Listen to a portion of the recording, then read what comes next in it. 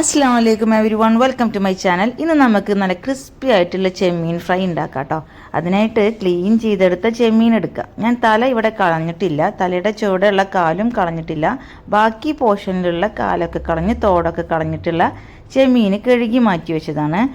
നമുക്ക് സ്ക്യൂഴ്സ് ഉണ്ടെങ്കിൽ അത് യൂസ് ചെയ്യാം. ഞാനിവിടെ ടൂത്ത് പിക്ക് യൂസ് ചെയ്തിട്ട് നല്ല നീളത്തിലുള്ള ചെമ്മീനാകാൻ വേണ്ടിയിട്ട്. പക്ഷേ ഈ ടൂത്ത് പിക്ക് ആവശ്യത്തിന് മാത്രമല്ലേ നീളമുള്ളൂ, അതുകൊണ്ട് സ്ട്രെയിറ്റ് ചെമ്മീനാവില്ല. അപ്പം ഈ ഒരു ഷേപ്പിൽ കിട്ടും നമുക്ക്. അപ്പോൾ ഞാൻ എല്ലാതും അങ്ങനെ കുത്തി കൊടുത്തു. തലയിലോട്ടും ഒരു പോയിൻ്റ് കുത്തി കൊടുത്തു, ബാക്കി ഉള്ളിലോട്ട് കയറ്റി കൊടുത്തു. 1 ടീസ്പൂൺ ഇഞ്ചി വെളുത്തുള്ളി പേസ്റ്റ്, അതുപോലെ തന്നെ 1 ടീസ്പൂൺ ഫുൾ മുളക് പൊടി, 1/2 ടീസ്പൂൺ മഞ്ഞൾപ്പൊടി, 1/4 ടീസ്പൂൺ ചെറിയ ജീരകപ്പൊടി, 2 ടേബിൾ സ്പൂൺ കോൺഫ്ലോറും, 1 ടീസ്പൂൺ ഉപ്പും, അല്ലെങ്കിൽ ഉപ്പ് ആവശ്യത്തിന് നിങ്ങൾ ചേർത്ത് കൊടുക്കുക കേട്ടോ. ശേഷം 1 ടീസ്പൂൺ വിനെഗറും ചേർത്ത് കൊടുത്ത് നന്നായിട്ട് മിക്സ് ചെയ്യാം. ഈ മസാല ഇത്തിരി വെറ്റാക്കാനുള്ള അത്ര കുറച്ച് വെള്ളം നമുക്ക് ചേർത്ത് കൊടുക്കാം. എന്നിട്ട് നന്നായിട്ട് ഇവ കോട്ട് ചെയ്ത് കൊടുക്കാം ഈ ചെമ്മീനിൽ. മിനിമം ഒരു 15 മിനിറ്റോ അല്ലെങ്കിൽ അരമണിക്കൂറോ ഇത് റെസ്റ്റ് ചെയ്യാൻ വെക്കണം കേട്ടോ. മാക്സിമം നിങ്ങൾ ഓവർനൈറ്റ് വെച്ചാലും കുഴപ്പമില്ല, അത് ഫ്രിഡ്ജിൽ വെക്കുക. എന്നിട്ട് നമുക്ക് അങ്ങനെ യൂസ് ചെയ്യാൻ ആവശ്യമുള്ളപ്പോൾ.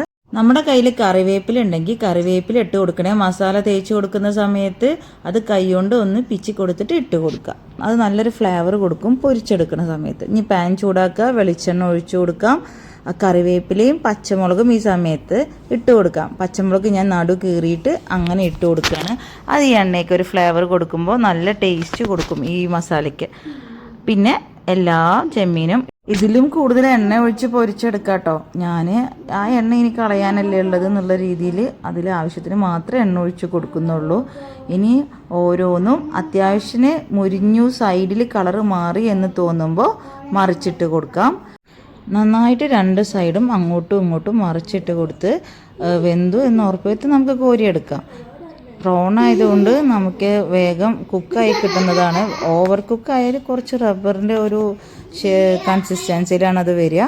അല്ലെങ്കിൽ ആ സോഫ്റ്റ്നെസ് നിലനിർത്തിക്കൊണ്ട് തന്നെ അത് നമുക്ക് കഴിക്കാൻ പറ്റും. നിങ്ങൾക്ക് ഇതിലോട്ട് മൈദയോ അല്ലെങ്കിൽ അരിപ്പൊടിയോ ചേർത്തിട്ട് ഒന്നും കൂടി ക്രിസ്പി ആക്കണമെങ്കിൽ അങ്ങനെ ആക്കാം, ഓവർ കോട്ടഡ് ആക്കണമെങ്കിൽ അങ്ങനെ ആക്കാം.